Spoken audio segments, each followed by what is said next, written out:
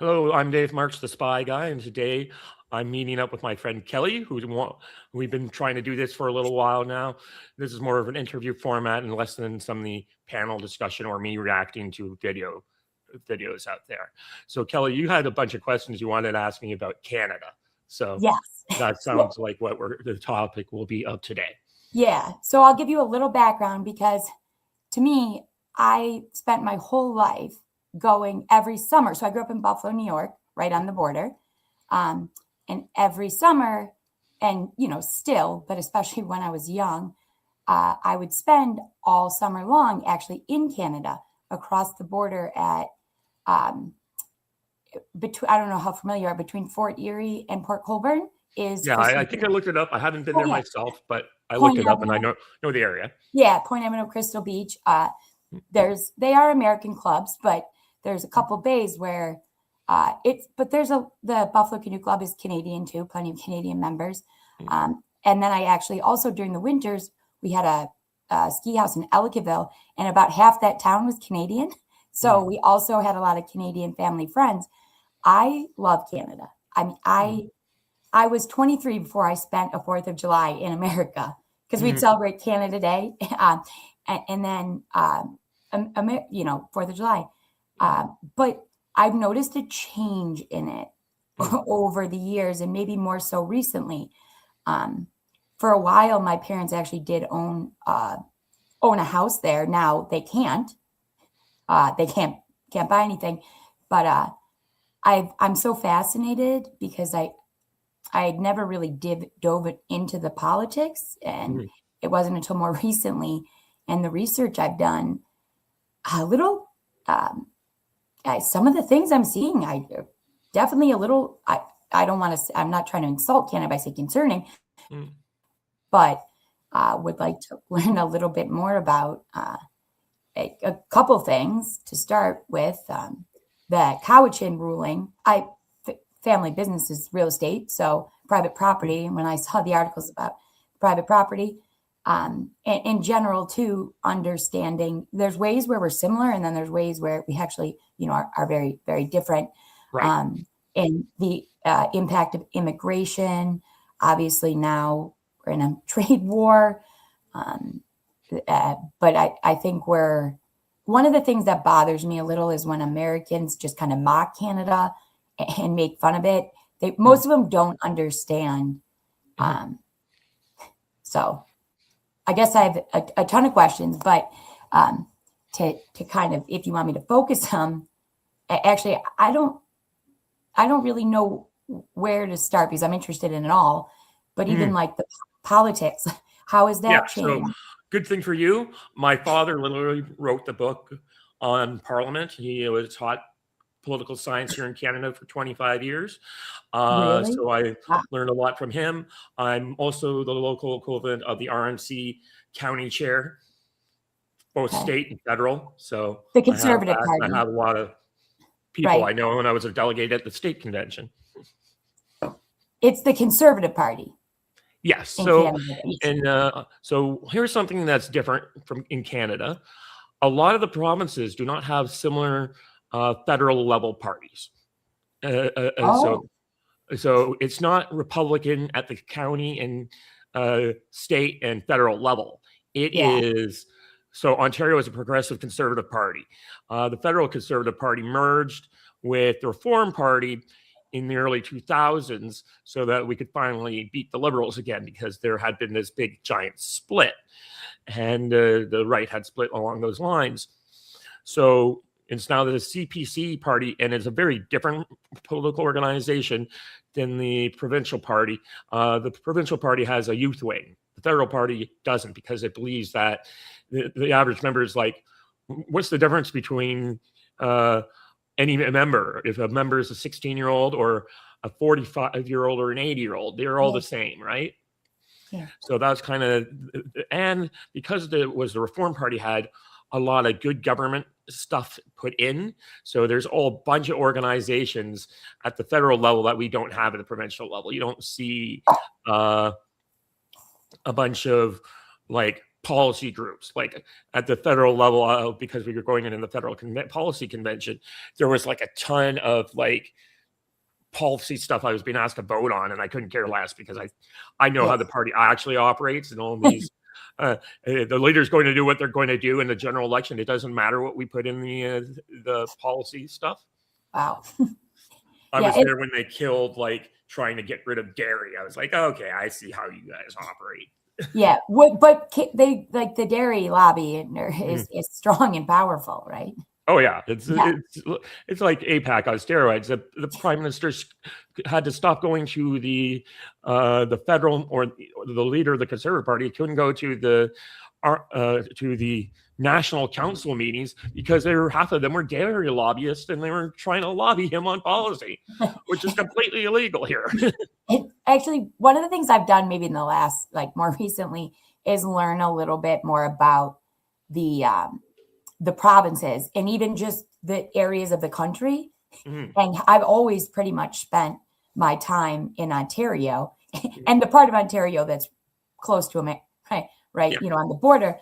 I have been up to Quebec and Montreal, Ottawa. And I know that Quebec is very different. And then on the other side, you've got the well, then there's like Saskatchewan, Alberta, and Alberta's got its own thing going on.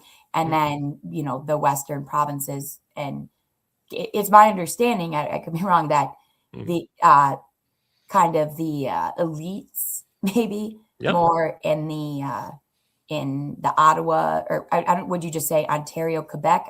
So the bureaucracy literally only recognizes Ontario and Quebec as provinces. Yeah. Refers to all the other provinces as regions in official correspondence. Really? Yeah.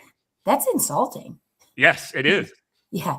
And I know the Alberta separation movement, I know that given Quebec's history, there's been ongoing talk of them. But that, is it correct that that's the French Canadian culture?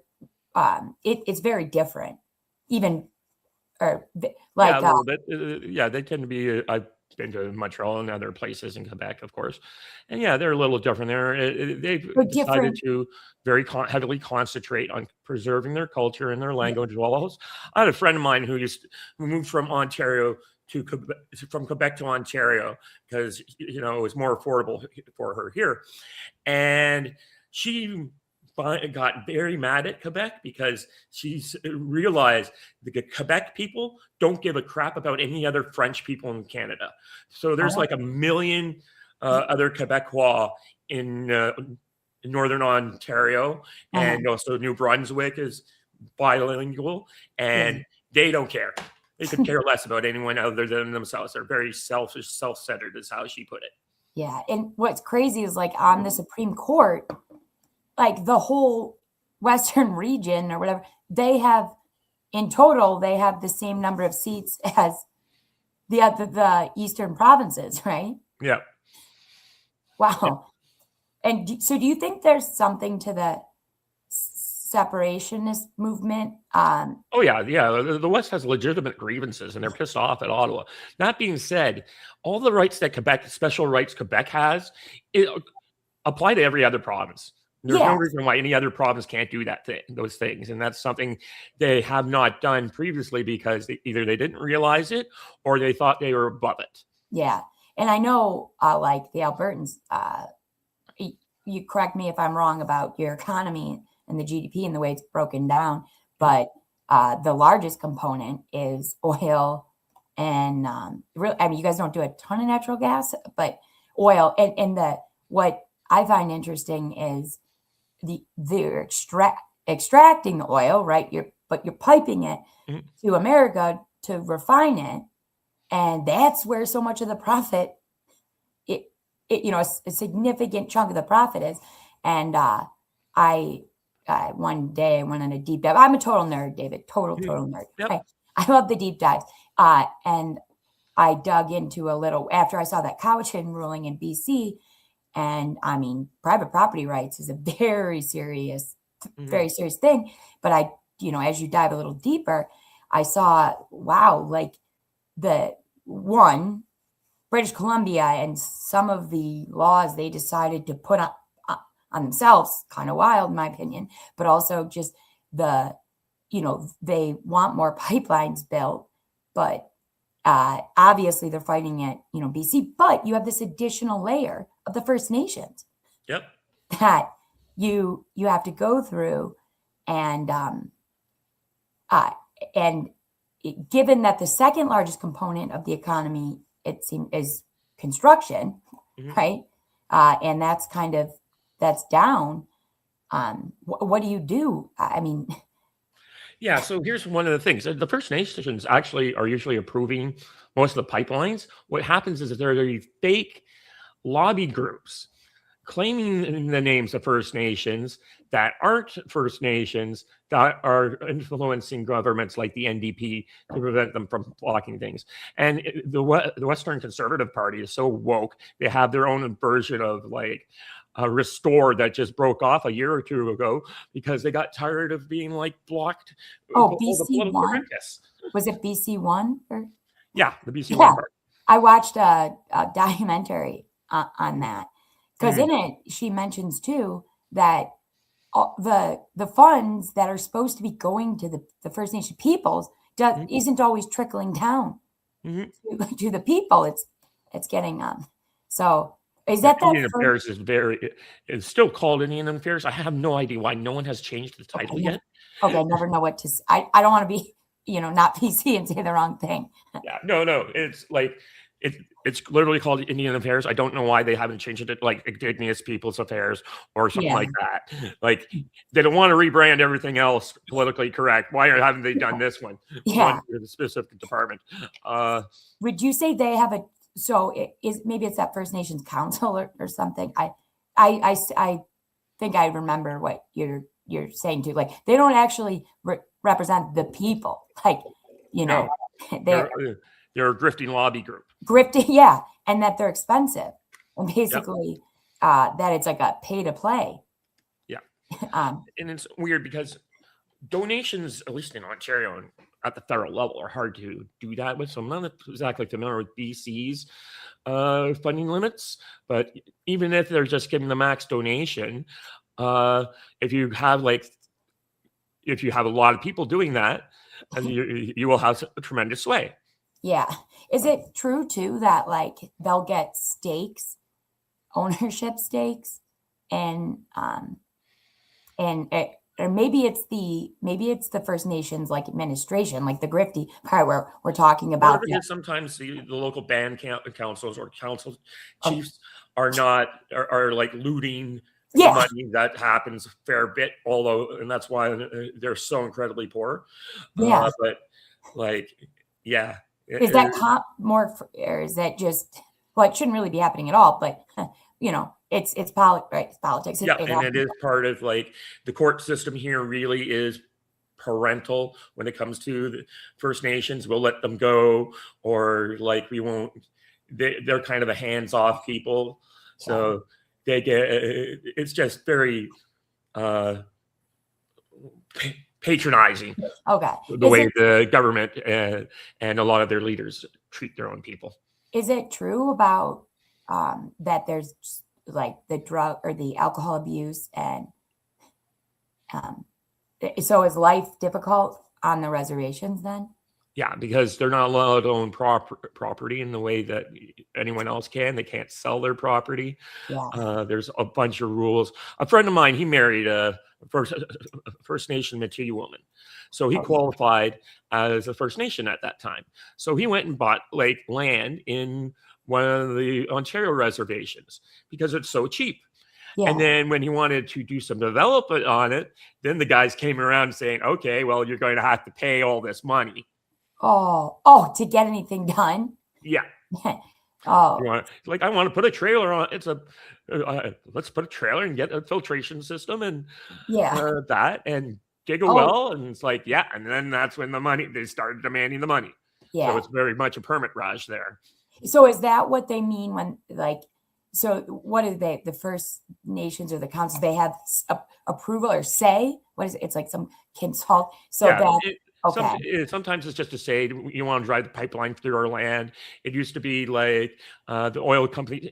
Initially, the oil companies kind of screwed it up because they're saying, "Okay, we'll give you a food concession here." The Yeah. guys are like, "No, no, they're not getting away with that. We Yeah. want like a transit fee." Yeah. And they negotiated that out, and eventually it came through. But and that's with the local councils who are the legitimate governments of that area. You want to drive a pipeline, I'm fully supportive, like them Yeah. getting a transit fee. Uh, Absolutely. If you ran a pipeline through another state or country, you'd have to negotiate that yeah, because but the there could problem be, is then yeah, the governments come in, the provincial governments that are so woke and so corrupt, and come in and block stuff. And we have interprovincial trade barriers you don't have. It's yeah. crazy. Can you And explain a little bit more about all that? And the distribution too, right? yeah, the problem is, or depending on if you think it's a problem or not, but the difference is Canada is like United States pre-Civil War, where you have a lot of the provinces are supreme. Ottawa is a creation of the provinces. If they want to dissolve Ottawa, they can do it. So we have a very weak centralized government, and like Doug Ford wants to build nuclear power plants. There's no nuclear regulatory commission here. He just builds nuclear power plants. He doesn't need Ottawa's permission. So that's one of the benefits of this system. But on Yeah. the other hand, Quebec doesn't want anyone's wine coming into their province because they want their own wine to have market dominance. So you're trying to drive across the province with all your wine in your car, which someone did a few years ago. They were going to levy, they told them either turn around or going to hit you with a $4,000 levy. Yeah. Oh, And so yeah. he drove through Delaware. Yeah. Wow. So you went all the way. You went the. And that often happens. That was how Canada was able to get around these trade barriers, is because NAFTA allowed, or US CUMSA, or whatever the hell it's called now, allowed us to transit your country and avoid our internal trade barriers. Ah, Now that's going away. We have ah. to negotiate all those trade barriers down because we're relying on the United States. Wow. That's really interesting. So It was that's like like why I was Doug listening to a Ford. podcast the other day about some company, American company, that used to transit Canada 6 times in the production process. Whoa. Hey, the whole industry popped up, Yeah. right? Yep. Wow. And so that's why like Doug Ford, I don't know when it was. It was, I don't know, months or I don't know. He goes right to Washington to try to negotiate, right? Yep. Yeah. So that makes it difficult. So that makes this whole situation a little more complex because Carney's now negotiating. But who's he really negotiating on behalf of then? His hedge fund, at least. Exactly, right? Oh, because he's always got his own interest, Yep. right? Oh, wait, he's not, like this was what Trudeau was still in office. No, we can't build out refineries because the environment, blah, blah, blah, blah, blah. No, we got to do it, in what was it, in Brazil or something? Oh, it just so happens to turn out his fund is heavily invested in Heat pumps and stuff. Yeah. Yeah. So how do you see this playing out? Well, maybe could you explain how because I know that funds are redistributed, right? Yeah. So that comes from, I once had an argument with my ex-girlfriend because I believed, like the Albertans did, that it is like have not and have provinces, but they're not. It's a special tax levied by Ottawa on all Canadians. And then it's distributed to places that were originally, it was supposed to be for PEI and some of the maritime provinces like Newfoundland, because, they didn't have the tax base to properly support their people. But other provinces learned to game the system. First Quebec, then Ontario, and now British Columbia. And now everyone's like a have-not province, but they're just gaming the system of taxation to their benefit. Alberta, Manitoba, and Saskatchewan could do the same thing if they wanted to. Yeah, because I think I saw an X post once about how Quebec could build out their, they've got a lot of natural gas. And if they wanted to I don't know what you call it. It's how do you extract? What's the extraction? Like Mm. you're not piping it. You're uh, like when they extract natural gas out of the ground. I guess do they Yeah. just drill? They drill. Yeah. They're fracking. That's Yeah. what they do. But if they do that, and the province suddenly has a lot more revenue. That is off. That would they lose That would 90. offset Yeah, their share. 98 cents out of every dollar that Mm. they would be getting. And Alberta's the biggest payer, right? Yeah. Yeah.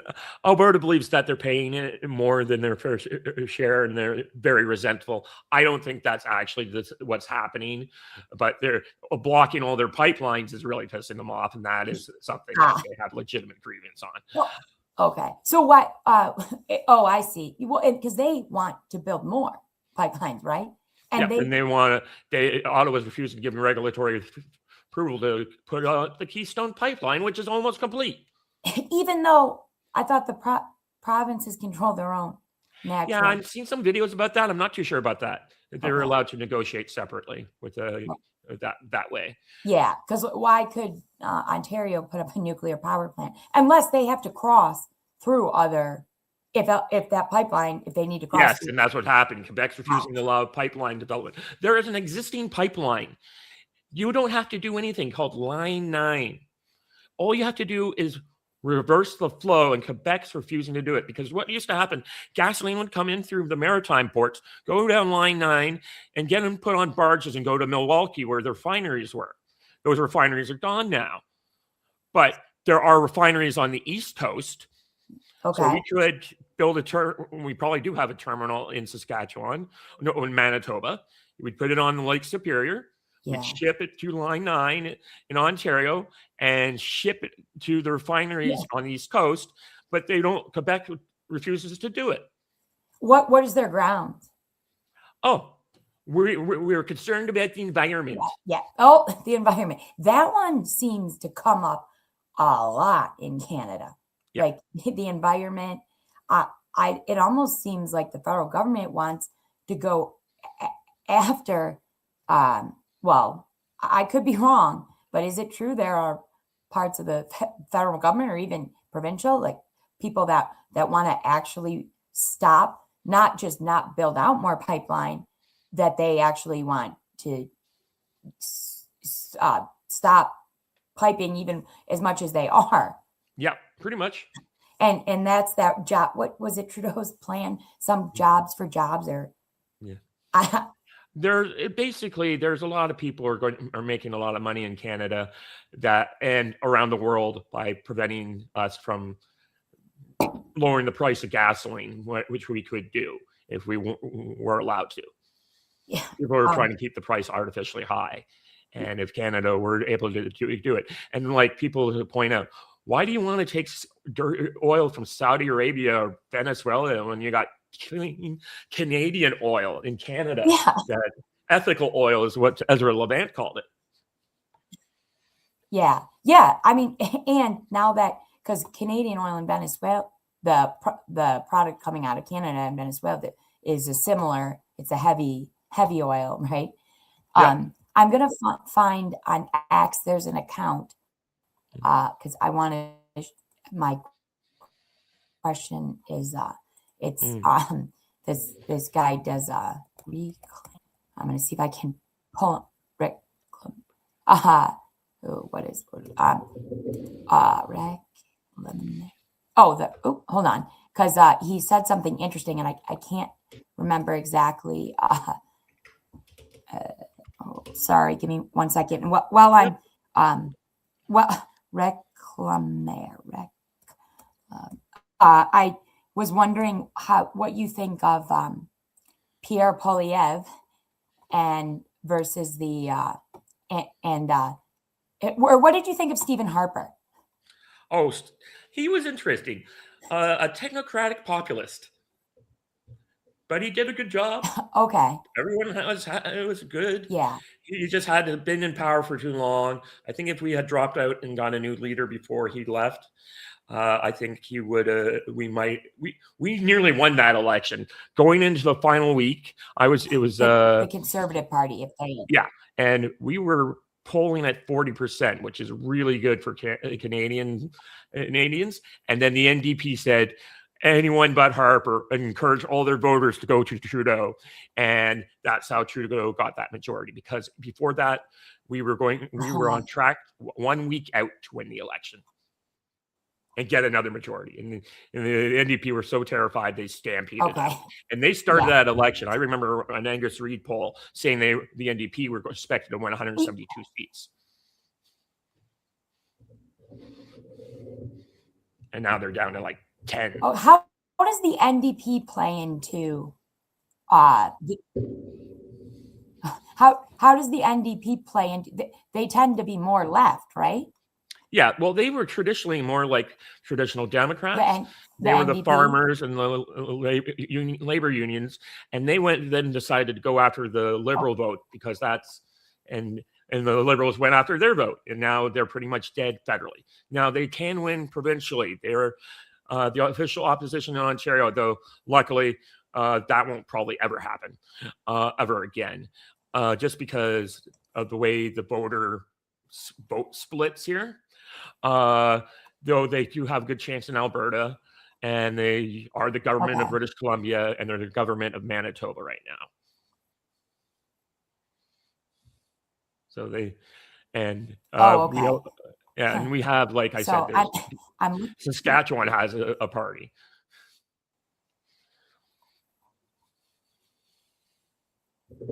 Okay.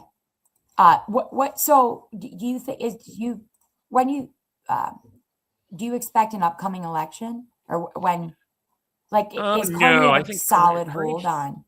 Yeah, Carney keeps buying off conservative politicians with promises of cabinet seats or something like that. So he's got like a 1 seat. I don't know if he's got currently. He just has the bare majority. So, but he also just lost, like, one of his Liberal MPs for Scarborough lost her seat because of election shenanigans. So there'll be a by-election there. What do you mean by shenanigans? She won by 1 vote. Oh, okay. And she lost. So the court, they adjudicated it through the courts. Okay. I don't know if there was stuffing ballot boxes there. That's kind of hard to do here, but there could have been some voter suppression if that's what the court ruled. I didn't really follow the case, but okay. Is Christina Freeland still in her she's also going up for a by-election. So even though she's in Ukraine, she had to they eventually told her you have to resign your seat. Yeah, doesn't she? Yeah, I mean, doesn't she have to resign? Yeah, I believe she has resigned now. How is she allowed to continue to? Man, I can't find the specific post, but the claim was that if Canada, the claim was that it was to Canada is actually helping Russia win the war because by refusing to sell the Europeans LNG, that they ended up, the Europeans built out the pipeline in pipelines from Russia, and Europeans kept buying LNG. I mean, they still rely. Now they buy more from us here, but and that, because didn't the Germans come to you guys and say, like, hey, help us out? Yep. And Trudeau said, we can't help you. Wow. Like, what do you mean? You want to give these guys billions of dollars in money and weapons, but you can't give them gas? Right? Like, is that, do you think the average Canadian, if that was how would the average Canadian feel about that? It's hard to say. The problem is Trump scared the boomers, and the boomers are the largest voting bloc and the most selfish generation, as far as I'm concerned. Right. And so they keep voting liberal. And now the good news, my parents are boomers, so not exactly good news is, but they're dying off. Yeah. And the young are, because of the Gen X and the Zoomers, because of these boomers have been very radicalized. Like they are very, very rapid conservatives. So Doug Ford has a bit of more advantage. I was at the provincial convention. Sorry, you broke and up a little. He gave a speech that could have been made by Donald Trump. Wait, you broke up a little. Who? Oh, Doug Ford. I was at the provincial convention, and he gave a speech that he could have been made by Donald Trump.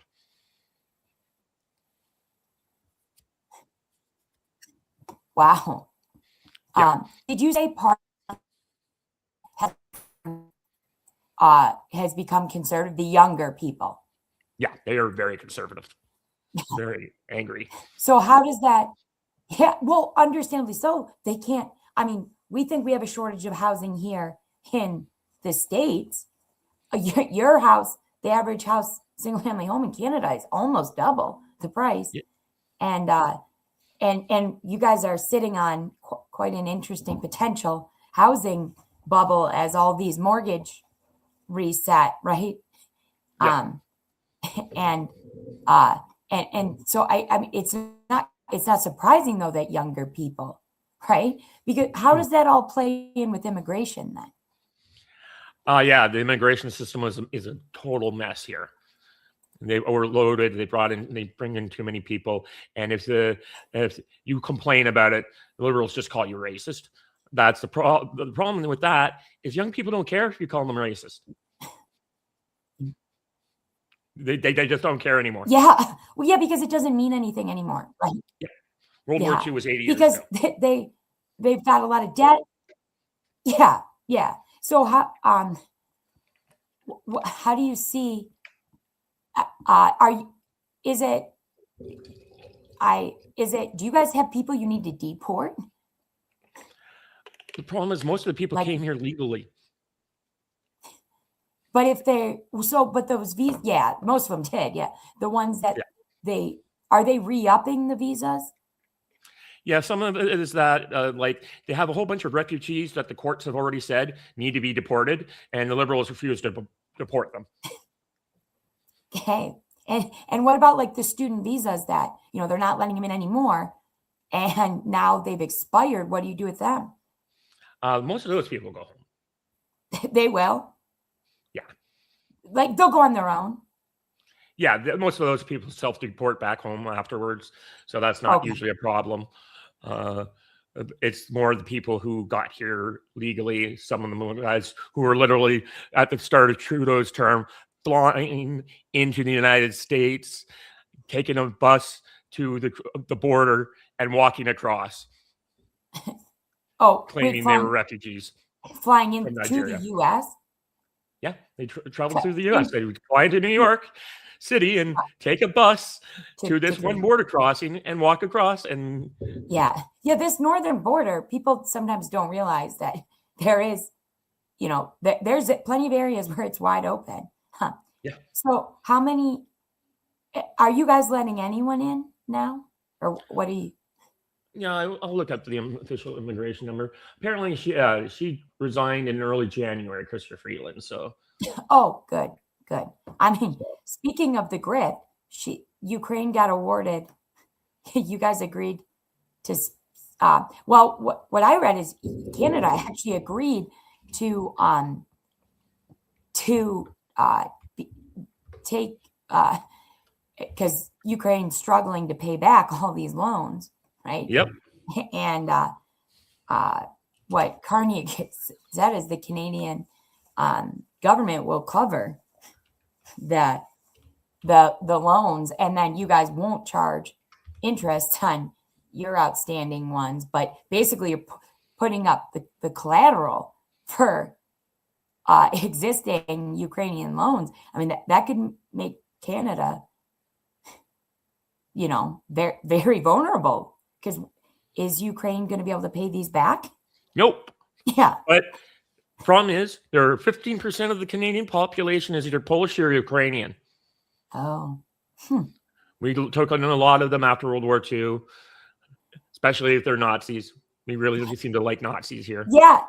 Okay. Is that true? There's a I used to work 20 minutes from a graveyard that had a monument to a Waffen SS division.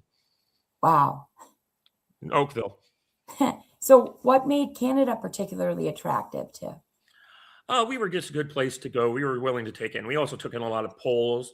So what happened at the end of World War II, I have a book around here that I got for my father. It's called No Greater Ally. It's all about the Polish contribution at World War II. Yeah. And at the end, the British people started scapegoating the Poles because, there was a recession after the end of the war, and because the military spending was going down and the economy was crap. So they started blaming the Poles to the point where the government was encouraging Polish soldiers to go back to Poland, where they knew the Soviets would kill them. Wow. Meanwhile, they secretly brought in 30,000 Ukrainian Nazis and their families into England, because they were good at fighting the commies. You know what? And I forget that at that point, Canada it's very much its own country, but you're still part of the Commonwealth, right? Yeah, we are still part of the Commonwealth to this day. Oh, okay. But didn't something happen like around the 70s? So did you guys separate?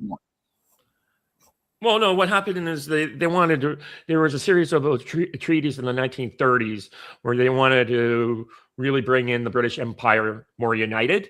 And the Canadians and Australians were like, no, we want much more of a looser structure than that, especially after you screwed up so badly in World War I. Yeah, okay. To the point that in World War II, the commanding general of the Canadian Armed Forces had secret orders to disobey orders from British officers if he thought they were stupid. Wow. Did secret orders from just the Canadian government? From the Prime Minister of Canada. Wow. He said, look, if you ever get told to do something stupid like the Scheldt again, here's my authorization. You can tell the British go screw themselves. So that's interesting. In World War II, obviously the Brits, and the Canadians were in it early, right? Yeah. And I know there were some Americans that went and fought. Yeah. They went to Canada, and I love that the X school, the CI station, Camp X in Whitby, Ontario. Yeah, but then once the Americans got involved, what was the relationship with the Canadian Army?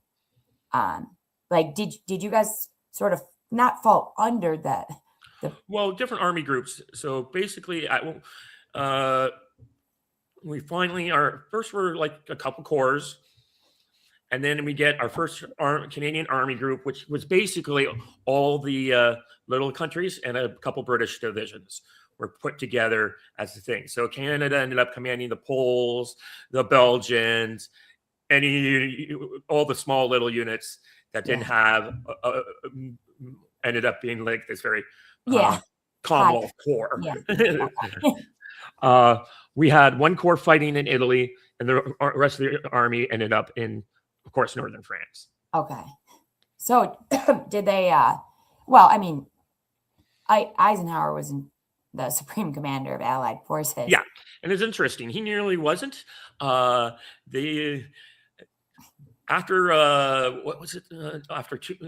Tunis, FDR wanted to fire him. And the British are like, no. The guys that we want him in charge. And FDR is like, I'm not usually promoting losers. Yeah. And Marshall. But the British are like, no, he's great at like organizing stuff. Yeah. But he can't do the day-to-day battle. So we got a guy named Alexander. He's great at that. We'll put him under as his deputy. Yep. And it'll work out. It worked out perfectly. Yeah. And for a while there was, there was talk of Marshall being the supreme Allied commander. Did you ever read the book The Splendid and the Vile?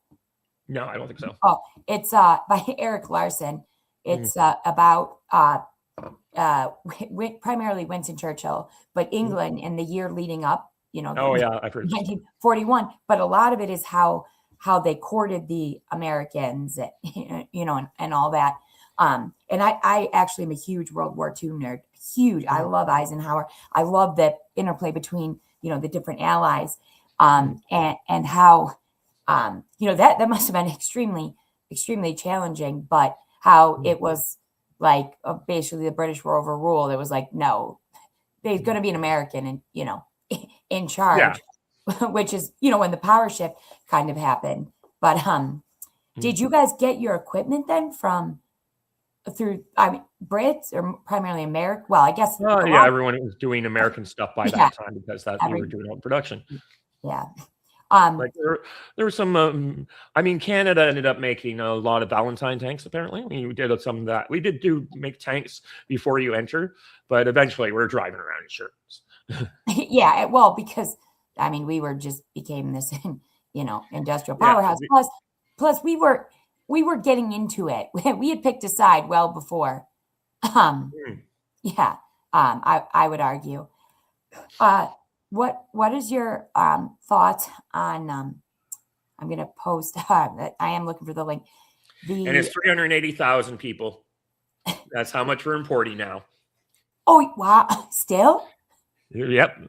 Supposedly it's 1% of the population, but that's just not going to work out in the long term, I think. No, and weren't the number, but it was higher than that in the Trudeau opened the floodgates. How well screened were they? Some of them are. I don't think it wasn't that badly screened. Like for terrorism, it's not Arab terrorism that's the problem here. It's Indian terrorism. Yeah, but people don't all want these guys from Sri Lanka and the Tamil Tigers and what is it? I can't remember the guys in the Hindu Kush. Those guys, the Khalistanis, they're the terrorist problem here in Canada, and they use us to do a lot of fundraising for actions back home. Why don't people want to talk about that? Well, partly it's because Like they're Commonwealth countries.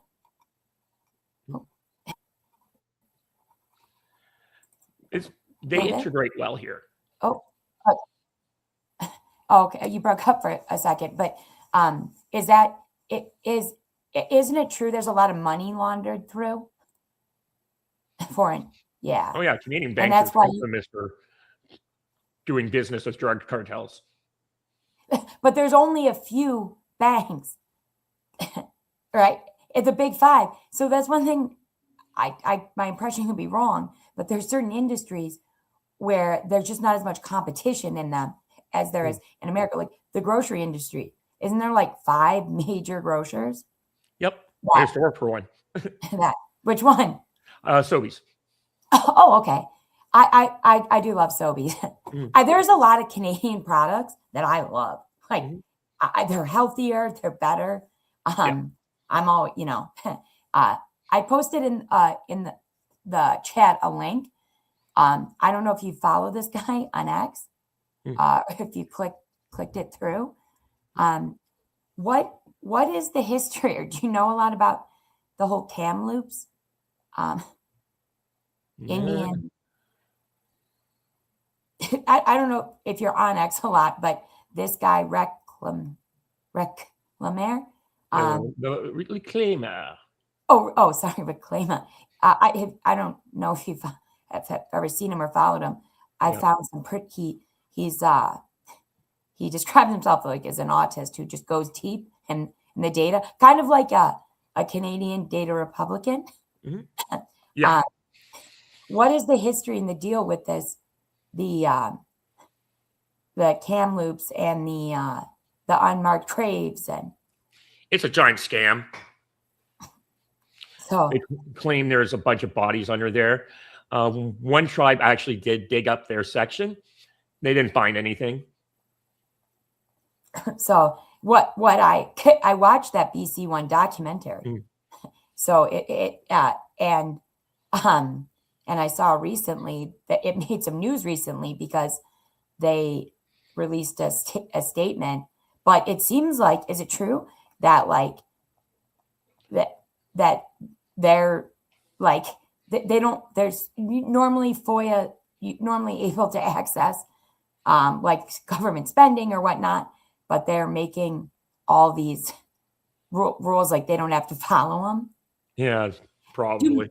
Do most of the people believe it? Most of the people don't care. Oh, Like, if you talk to people, they probably don't know about this issue. People in British Columbia certainly do, because it's affecting them more. But most people who wouldn't know about this. I was talking to a friend of mine from Pakistan about the British grape gangs, and she had no idea what I was talking about, but she said it didn't surprise her. okay. She said that. She's like, that attitude is why I left Pakistan. Yeah. So how does the average, because Truth and Reconciliation has become a large, or Indian Affairs has become a large budget line. Yeah. How does the average Canadian feel about that? Most of us, the only time we do it, I think about much of this stuff is when we do the land acknowledgements. Okay.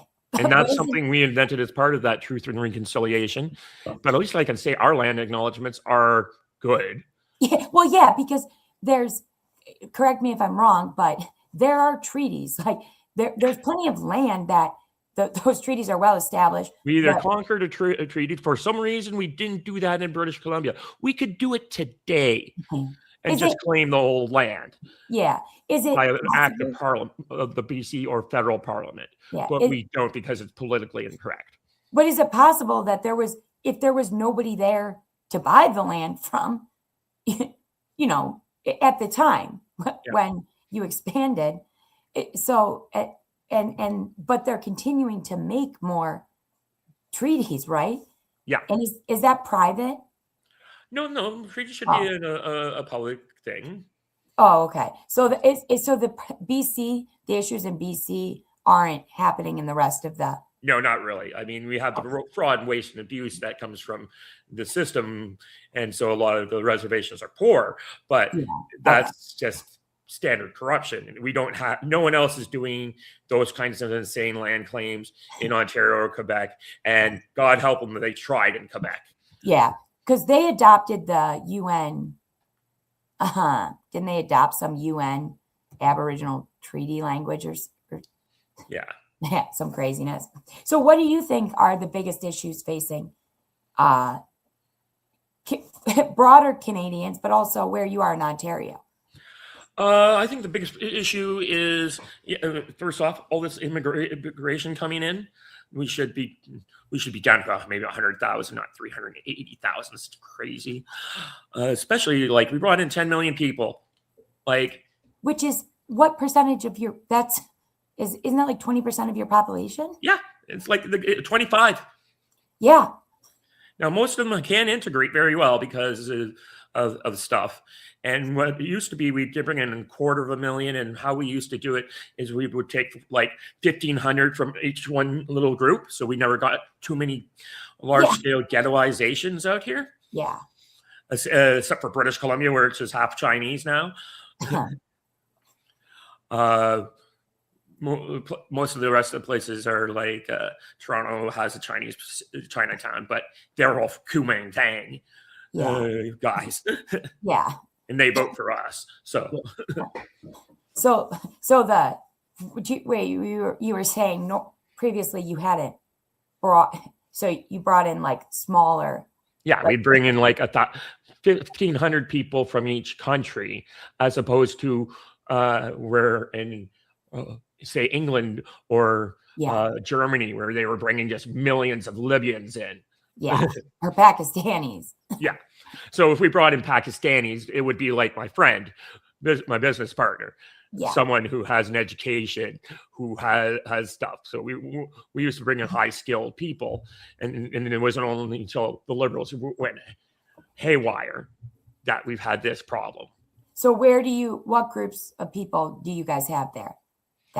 Like we do have Indians, Pakistanis, Hindus, Sikhs, and one of the saving graces of Canada is that one of the reasons we don't have any of those great gangs is we do not have the weird class situation in England where the rich people thought the poor white people deserved it. You don't have that attitude here, Yeah. that class attitude. We also brought in, for every Muslim we brought in here, we brought a Hindu and a Sikh. And if you know the history of those people, you know they're not going to mess around. Yeah, the Hindus and the The Sikhs. Sikhs have a long history of oppression from Muslims. Yeah. And so they don't tolerate. Yeah, you're not going to see a lot of toleration for that kind of crap around here. And the Sikhs tend to vote conservative. Oh, okay. So the Muslims and the Hindus vote liberal, but there is sometimes you get a weird situation where like they'll all try to take over riding. Oh, wait, can you explain that? Basically, they'll co-opt they'll try to put one of their people as the conservative candidate, one of their people as the liberal candidate, and one of the persons as the NDP candidate. So that no matter who wins, their community wins. Where are the biggest areas of Muslims in Canada, and what? There's a lot in Calgary and Edmonton, from what I can tell. Bramley, one of my ex-girlfriend grew up in a town called Brampton, is now known as Bramladesh. And but it's funny, the mayor's white, because what happened is the mayor is Patrick Brown. And so Patrick, as a young conservative MP in Harper's government, went on a fact-finding mission to India and met this obscure governor out in the boonies. And one day that governor gets in trouble for like cracking down on the Muslim populace. And the world condemns him. But the only person who speaks up for this obscure governor is Patrick Brown, one of the few people who comes out and supports him. And now the name of that guy last name is Modi. Wow. Yeah, he made a good bet. So yeah. Huh. Wow. He has the ability. Unfortunately, he and Pierre do not get along. It goes apparently back to fighting in different youth wings where they were rivals. So when Pierre came into power, he kicked Patrick out of the race for the leadership, which I thought was really bad because Patrick has some minor corruption issues around him. But on the other hand, he has the ability to mobilize huge portions of the new immigrant community, the new Canadian community. Yeah, that's very short-sighted. Yeah. So you guys don't have, like, obviously in Britain they do, and Europe, and to some extent here in America, we're getting areas where there's a Muslim, population, like down in Texas. They're creative with, the way development happens in Texas is very different than it does up here. I don't know if you're familiar or not, but with that epic city that they're trying to build in north of Dallas. No, I haven't heard about that. Oh, yeah, basically like a full Muslim city. And wow. So there's plenty of areas in Texas where they're unincorporated, actually. Right.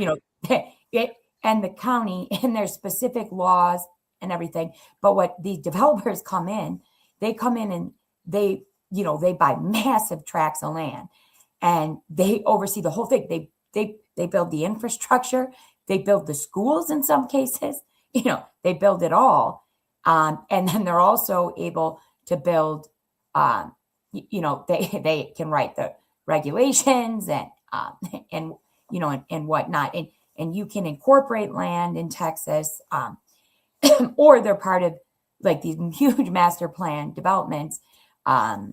They have flexibility. They can regulate to a certain extent. Obviously, they can't override Texas or federal law. But this Muslim one was trying to, basically the requirement was you had to be Muslim to participate in it. Now they're smart. They're not, gonna just point blank make that. But Greg Abbott and Ron DeSantis in Florida have actually said the Muslim Brotherhood, or not the Muslim Brotherhood,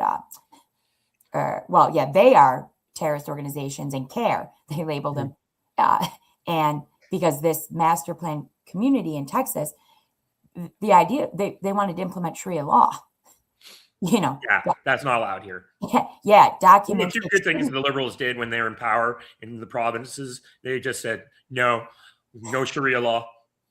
Now, that being said, what they also did is and why they did it is so that the Jews couldn't have their separate legal system. All the other groups couldn't. They had to go through the court system, which is fair. Like, yeah. You don't want their motivations were not the best, but they did do the right thing for the wrong reason. Yeah, you don't want competing. You can't. We can't let there be competing. They but. And while here we would say, no, you can't practice Sharia law, what happens in the UK, it's happening. Even if they're not legal courts, it's happening. So you guys don't have stuff like that? We have some stuff with problems with the Chinese, where they have their unofficial police station where they monitor their people. Oh, really? Yeah. So what's Canada's relationship with China, and do you think it's good, bad, and has it been? It's terrible. As Luke said when he was our friend Luke said, Carney was basically treated like dirt when he arrived.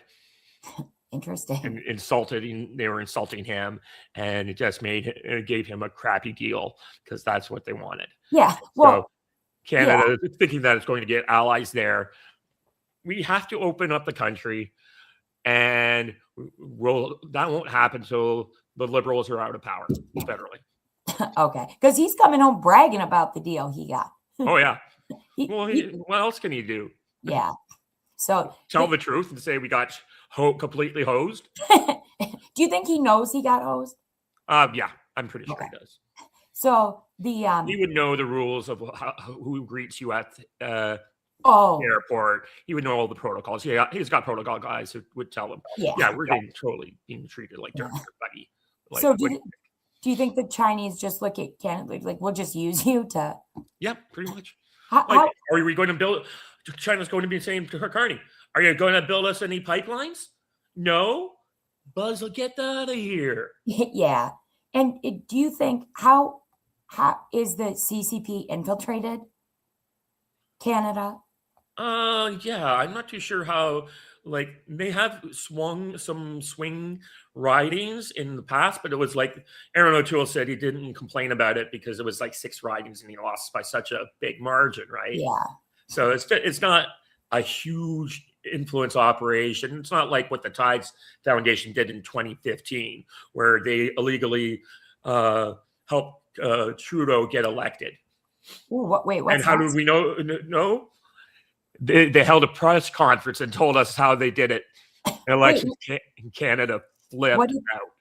What did they do? I'm not familiar. They basically did color revolution techniques of basically creating NGOs and putting them in to do electioneering activities, which is not allowed here. And all those guys got wiped out. Like Elections Canada wanted to deport the Tides Foundation board to Canada. Tides. And try them. And Trudeau's like, we're not going to do that, guys. It's not that serious. But they went in because Tide Foundation laid out their entire battle plan in the press conference. Elections Canada knew who to go to, knew what all the groups' names were, the memberships, and went in and closed all those groups down. Because in Canada, only Elections Canada gets to do these kinds of things. They're the only ones that can be corrupt. Yeah, that is very much our thing. Canada is still, in a lot of ways, like if you ever watched Yes Minister, Yes Prime Minister. No, is it good? Oh, you should. It's a British series about like how their system used to work. Canada, like I said, it's kind of patronizing, but our civil service does not like outsiders coming in and messing around with their stuff. Okay, I see. Only we can do that. They are very protective, like the provinces are protective of their rights. That's the thing. So Canada can complain all about how mean Trump is for doing protectionism, except we're probably one of the most protectionist countries in the world. Yeah.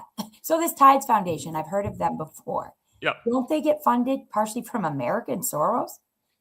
So George Soros, USAID, a lot of the other foundations, they're part of the Ford Foundation and Trilateral Commission, which we learned through the Epstein files, is actually doing shady stuff.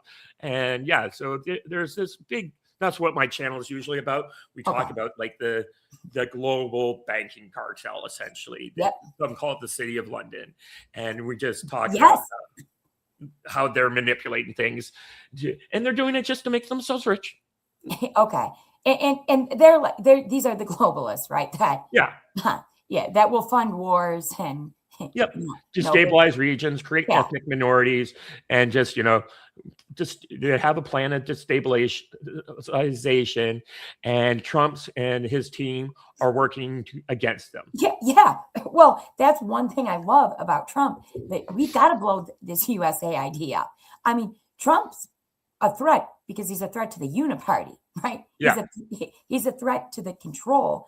And I don't think most people realize just how deep the rot and the corruption goes. I mean, the bulk of USAID's budget is working against the American people, or not for, and then in just the relationship with these NGOs. Basically, these NGOs just do what the government can't, but they're funded with government money, and you even like when you dig into it, I love how the Catholic Church and the Bishop Council are saying, criticize, immigration is more like, if you cut it off, it's morally wrong. No, you lost your meal ticket, your financial train, because the council bishops were getting funded to the tunes of hundreds of millions of dollars, right? Right. And kids got lost, right? All this BS. Yeah. And suddenly the money dries up, and now you're worried about it. It's crazy. So the Tides Foundation, it's just one of those George Soros open society. But it plays. They own Wikipedia. They do. Yeah, Tides Foundation is the owners of Wikipedia now. Wow, were you on the two-way the night Mark had the co-founder on? No, but I've seen him interviewed other places. Okay. Yeah, he came on one night. Tucker had him on. Okay, so what do you think? So you think that how much of a handle do they have on? Like, I don't think they're personally looking at us. There's no like shadowy group of people. A friend of mine thinks that might be happening to him, and a friend of mine said, I was once at the Albany Club, which is a big private members club in Toronto, and he said, I was walking by and I heard these two guys talking, and one of them said, well, it's my turn to fuck with Dave, and and he went and told him that, and he was like, meh. But it's not that level. It is, they're just they have all these classic imperial tools, and what their problem is the American system of economy is a threat to that system, and they were successful in hijacking it for the last 80 years, and Trump's coming in and restoring it, and there are other countries doing it as well. And Doug Ford, even in his speech, he did it. He's doing it for Ontario. He's blowing it up. Yeah, well, he doesn't realize what he's doing. Doug Ford doesn't realize what he's doing is exactly what Trump wants Canada to do. Okay, I would agree. He, like, some of the things Doug Ford does, it's like I assumed he publicly, trashes Trump to save. Yep. Oh yeah, he's called him a tyrann. Yeah, but that he understood kind of where his bread was, like Ontario. Just look at the auto industry, right? Yep. The jobs. So. Oh yeah, he's very pissed off at Carney now. Yeah.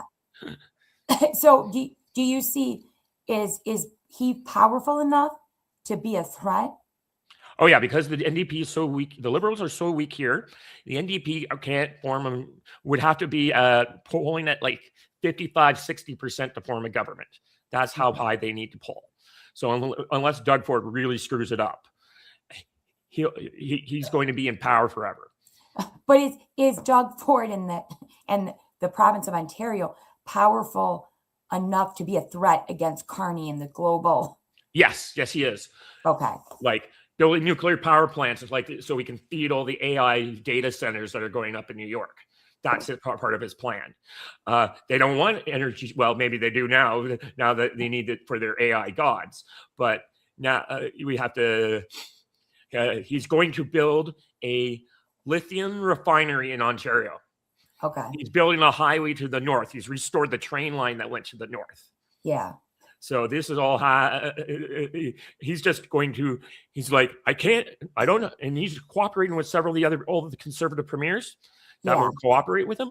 Canada has 3 separate foreign policies right now. Okay. One led by Carney, one led by the Council of the Premiers, and the third one done by Danielle Smith, since she broke off from them. Danielle. Okay. So when you say the Council of Premiers, that's all of the provinces. Because the premiers, all 13 premiers, yeah, and one I can't remember what it was. Was the gun buyback scheme, and all the premiers, but the Quebec premier are against it because they see it's an expensive boondoggle, and it is. And the Quebec want to do it, and they're like, well, Quebec can do what they want, I guess. But guys, come on. What's the split of the premiers, conservative or split? Okay, so NDP so I think all the northern premiers are liberal. Okay. So the 3 territories. NDP right now in British Columbia. Alberta is, of course, the Conservative Party of Alberta. Saskatchewan is the Saskatchewan Party. So that's conservative. Okay. Yeah, it turns out when the Liberals and the Conservatives merged together, to stop the NDP, they call themselves the Saskatchewan Party. Okay. It turns out when you get rid of everyone says Canada's center left, but when you get rid of the third party, it starts to go conservative pretty fast. Really? Now, would you say Canada's conservative? How would you compare that to like American? Well, yeah, because Canada's got a different style here. So, like, we're much more Rockefeller Republican, maybe. Okay. Yeah. So we have no problem using big government to do what we want. Yeah. Whereas Americans are like, no, we can't have big government do anything. Yeah. The conservatives are in power. No. We can. We'll use the same tools the Liberals use and the NDP use to get what we want accomplished. And so we don't have nearly as much craziness in Canada as you would have in the States. Okay. So do the premiers, like, when they're watching Trudeau and Carney, and I mean, it seems like the federal government is grabbing for more and more power in Canada, right? Yeah. Do they typically work together to? So they have to negotiate. So, for instance, the budget. Trudeau has a prime minister has a lot of, on theory, great powers, but in theory, not so much because he's bound by tradition on how those powers work. So, for instance, the federal budget is negotiated between the provinces and Ottawa. Ottawa can't just pass any budget it wants. Okay. Because when they get to their spending priorities, the provinces have to agree. Where they can pass a $40 billion deficit, but if they want to spend the money in the provinces get to decide where it goes. Yeah. So is that the premiers that vote yes or no? Yeah, the premiers would do that, and they probably would then get legislation passed through their budgets based on what the federal spending is. Okay, so they're powerful. Oh yeah, they're like you said, the federal government's not as strong as. Yeah, like the most powerful appointment power Carney has is the direct appointment of senators. Yes, and how does this Senate? How does that work? Because the MPs are directly elected, right, by their constituencies. Yeah. and then he appoints senators. Yeah, he appoints senators. There's like a senator appointments committee that is that gets to does the recommendations, and then Oh, he'll choose from the slate. And oh, what okay. they So, usually have, like Trudeau's policy was to nominate prominent Canadians, and then he had problems running the Senate. okay. So who does the recommendations? Is that at the federal level or the? Yeah, that would be at the federal level. I've argued long term that I think the better decision would be to get the provinces, whenever one of their senators is up, and to send in a slate for the prime minister to choose. Oh. And then we would get NDP senators or Saskatchewan party senators. We'd get a more fair mix than just being liberals or conservatives. I see. So then you said Trudeau, he couldn't because the Senate wasn't getting anything done. Yeah, he was having trouble because first he disbanded the Liberal Senate caucus, who promptly formed up again and said, "We're not. You don't have the ability to dissolve us." Yeah, and then I only have a few minutes because in a little while I've got to run and I got to pick my son. I have another podcast at 3 anyways. Oh yeah, but I guess overall, what do you see as, maybe I'd be interested in doing this again sometime, but about the provincial level, because I'm learning so much more about, and I love to learn.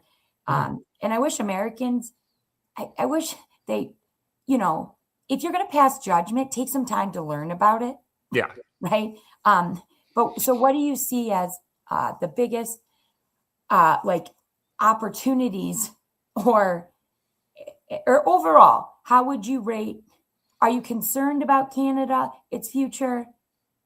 You think it's in a good place? I think it's in a bad place. I think we're just going to have to get used to it. I think Doug Ford's doing one of the better jobs of like getting himself organized for the new world. Other people are not. And the problem is people like Carney are servants of the old order. And until we get someone in there who's not one of these guys, Ottawa's going to be screwed up. But I think the future for Ontario is starting to look good. Alberta's already pretty good. And British Columbia, they need to get another party in there running the show. Yeah. And when you say like Quebec's always going to be a basket case. Yeah. When you say the new world order, I just want to make sure I understand the shift away from like the global elite. This, we're going protectionist too. Yeah, more towards nation. We're going to be building a port in the north of Hudson Bay because we're going to bypass Quebec. Yeah, because the reality is with the opening of the Arctic, that makes Canada vulnerable. So do you see a eventual more cooperation? I mean, because here's the reality: NORAD, we do cooperate. Oh yeah. Do you see what's Canada's ability to defend itself right now? That's the continental defense is the one priority that Carney is putting into that I agree with. He's looking to get up to between the active army and the reserves 200,000 people. Because you guys couldn't without our help. Yeah. No, we're going to still work with you guys. I don't see us making a deal with the Chinese for military cooperation, even though Trudeau did let some Chinese generals train with our troops once. Because the reality is we could never, that wide open border. Yeah. Right? There'll always be some. It's just like we're going back to pre-World War II times and getting away from this, or more the failure of free trade. Yeah. And we're going to have to rebalance ourselves. And it's going to take us a while to do so, to wrap our head around it. I just think Doug Ford's the main premier. He's been thinking about this kind of stuff for a while. He's been cooperating with the other premiers. He started the SMR nuclear program, which is we're going to have the first ones in the world. What is that?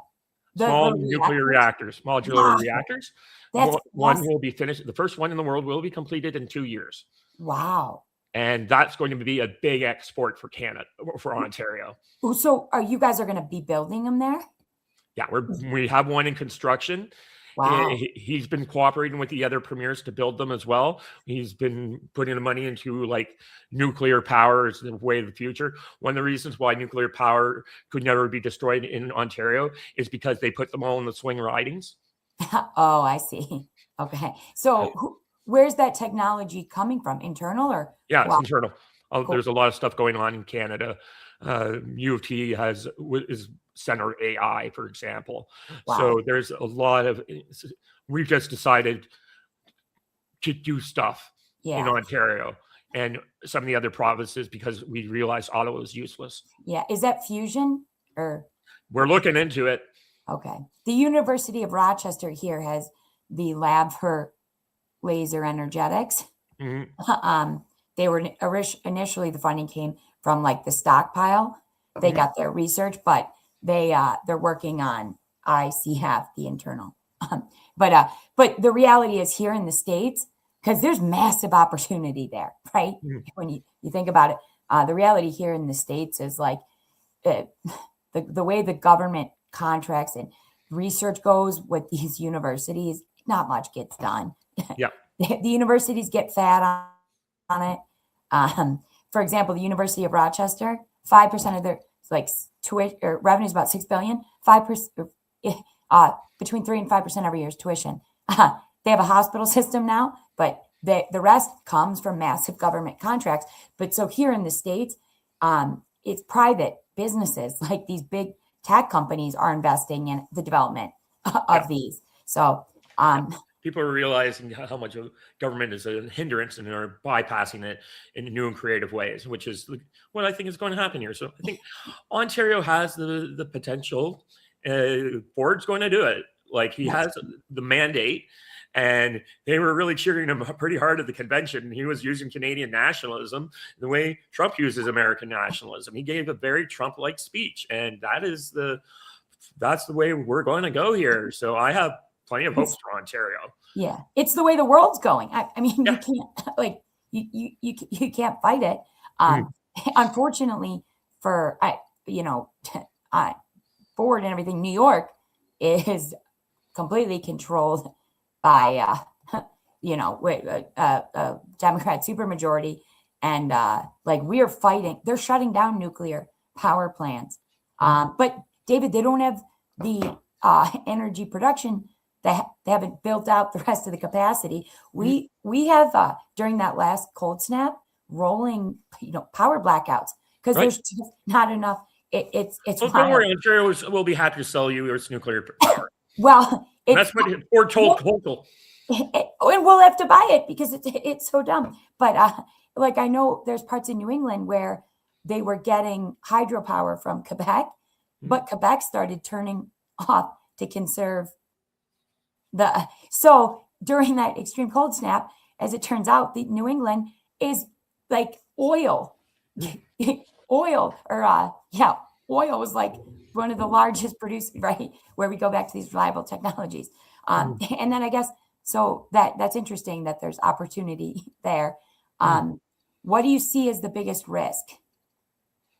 Oh, just if the globalists get back into places, but I don't think they're going to like the big problem is Trump and his military adventurism that seems to be about to tick off, and it'll probably cost him in the midterms. He believes that he doesn't understand it. A lot of the independent voters of his base are anti-war in the way he is, but he's got to make all these deals with these neocons to get parts of his agenda through. They want the wars. Now, that being said, we'll be covering it on my 3:00 show today. And me and my co-hosts don't think that we think this is another Maduro style thing. Yeah. Yeah. We don't want war. We don't want another forever war. Yeah. We don't. We don't. But I'm hopeful that it ends up being more like Maduro style, like precision strikes.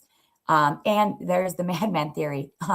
And then there's definitely a theory that I heard yesterday that this whole military buildup was because Israel was planning on going in, or someone else was going to do a false flag, and they moved that military equipment in there because they didn't want. They knew if they had that much firepower in the region, no one would be dumb enough to do something stupid. Oh, meaning including the Israelis? Possibly Israel, possibly like the City of London bankers, as we call them, or some other bad actor using a terrorist strike to try and like block the Strait of Hormuz or something like that. So, Yeah. Do you follow Promethean Action? yes, I do follow Promethean Action. I often reference them on my show. Yeah, So, I watch it.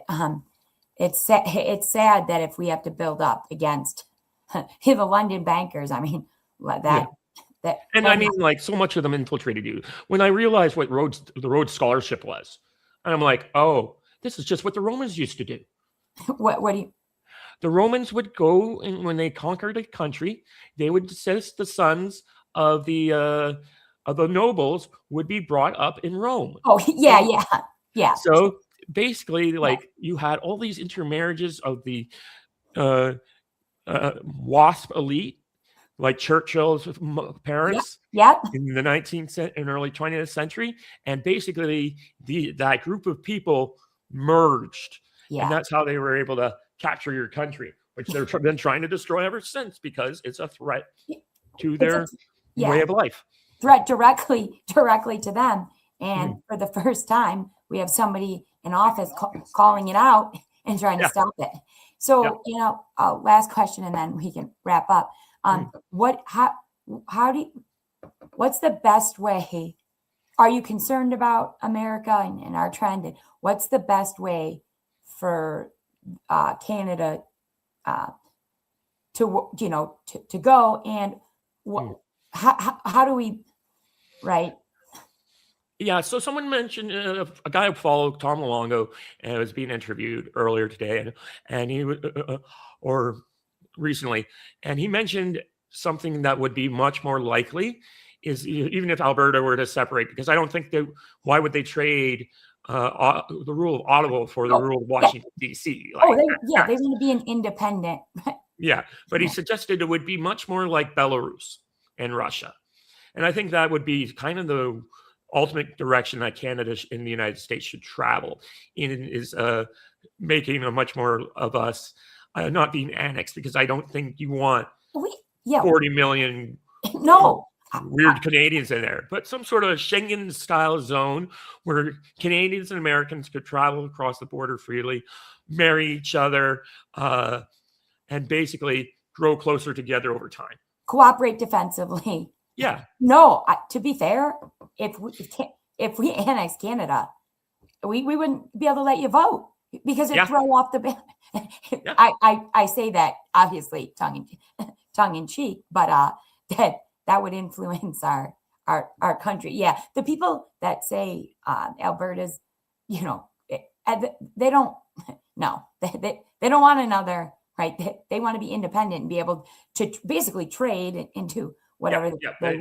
Why would they trade one master for another? Well, a future Democrat administration, they're not going to want that. And the reality is we. I would really hope that we can increase cooperation, because defensively it makes sense, economically it makes sense, and while we're different, there's many ways where we're very similar, our ways of life. Yeah. Compare, even I'd say the American and Canadian way of life is much more similar than even the, American and British or UK in some ways. So. Yeah. Well, there was a big movement in Canada a little while ago that would have been an interesting thing. It was CanZUK, and it was called Canada, New Zealand, Australia, UK. Interesting. And to make a global integrated bloc like that. I don't think that's going to happen now, but if that ever happened, it would make us a giant trading bloc, and that would work very well for Canada and the other similar Commonwealth countries, where we have one global passport and one common currency. Yeah. How much do you guys trade with the EU? What's that? How much of your trade is with the EU? Not much. Like, we finally got in a trade agreement with them. It took like 15 years to negotiate.